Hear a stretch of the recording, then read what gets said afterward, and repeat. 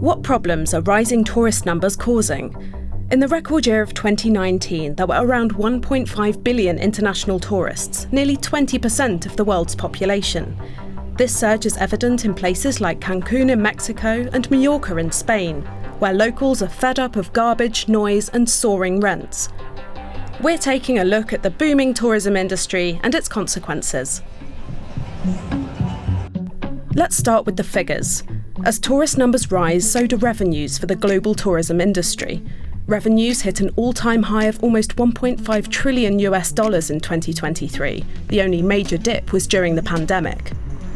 Tourist arrivals fell by more than 70%, leading to a massive loss of employment in the sector. In 2020 alone, more than 60 million people worldwide lost their jobs. Since the pandemic and the world reopening, people have rediscovered their wanderlust.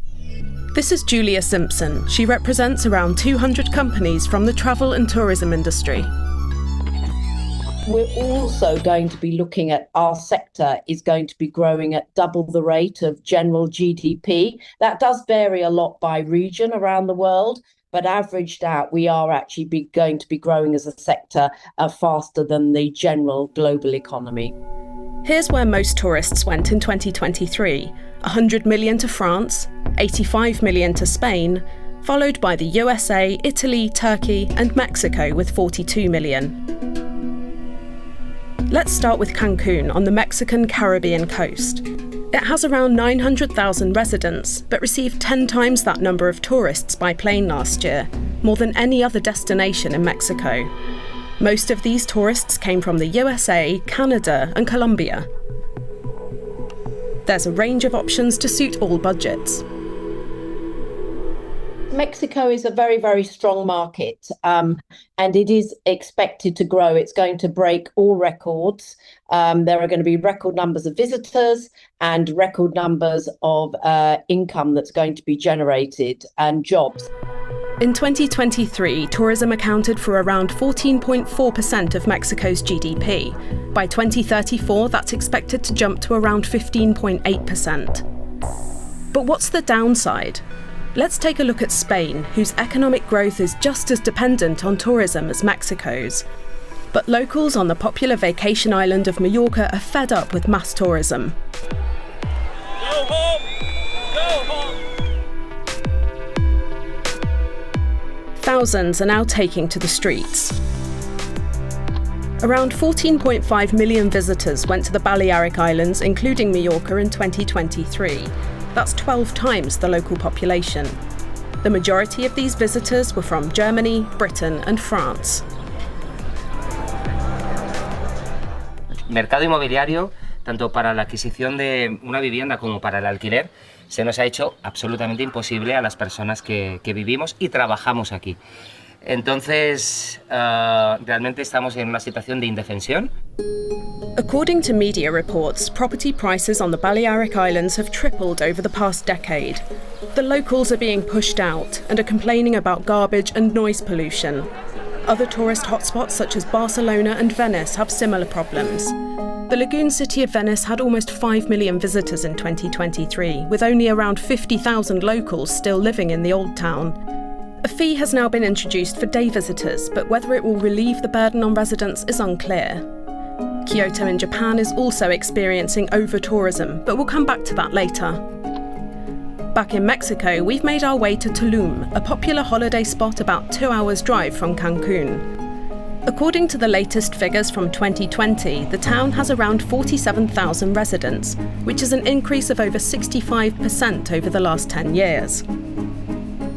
Carla Acevedo has seen firsthand the problems this has caused, especially with trash. The town has set up a waste separation system, but a lot of the garbage still ends up in the environment, and the waste collection isn't working as it should. Hay que invertirle a la infraestructura para poder hacer el adecuado manejo de los residuos.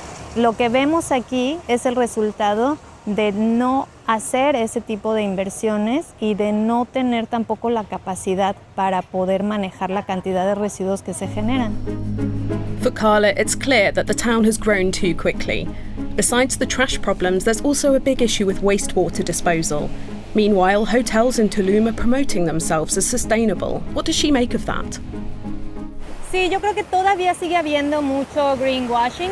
Yo creo que todavía sigue habiendo muchas páginas web muy verdes, pero que no necesariamente se traduce en prácticas.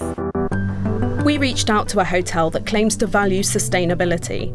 Tonatio Mesa shows us how and where the hotel sorts its waste, which is then picked up by companies for recycling.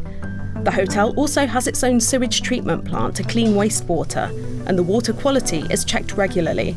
Plus, they generate 20% of their electricity from renewable sources.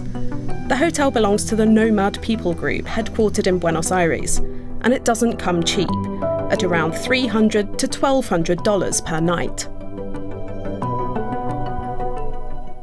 Tulum se caracteriza por ser un lugar de fiesta. Es muy extraño que tú tengas un hotel el cual es verde y el cual te proporciona directamente lo que tú buscas, que es descansar y el contacto con la naturaleza, perderte completamente.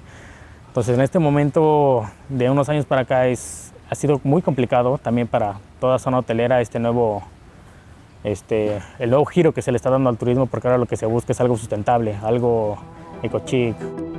Has this hotel struck a chord with modern tourists? According to Booking.com, 80% of travellers say sustainable travel is important to them. The platform surveyed 33,000 travellers from 35 countries and regions. But what exactly is sustainable tourism? Sustainable tourism development means that tourism must be developed in a way that creates social, cultural, environmental, and economic benefits. Monica Chien researches sustainable tourism. What are the important criteria? So tourism should generate benefits and revenues for the local communities. It should help preserve the culture and heritage of the local communities and generate cross-cultural understanding and awareness, but at the same time, doing so without damaging the environment. But how much do the locals actually benefit from tourism? All-inclusive resorts are booming in Mexico. They offer great value for money. And cruises are a big business too. Foreign operators like Royal Caribbean, Norwegian and Carnival are raking in the most cash. Hay una política ya muy clara que tiene que ver con poder incentivar a aquellas empresas que le generen valor al destino. Y eso es muy importante porque en ningún momento nosotros hemos hablado de frenar el crecimiento. Andrés Aguilar tells us that the state tourism law has already been reformed. It's supposed to focus on social development and better spatial planning, also for newly developed tourist areas.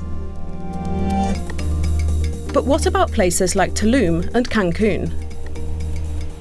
Creo que siempre que la cantidad de personas en el lugar sobrepasa la capacidad de la infraestructura, la capacidad de los ecosistemas, o siempre que descuidemos las condiciones laborales de las comunidades, de las personas que trabajan en turismo, vamos a caer en un turismo que no sea sostenible.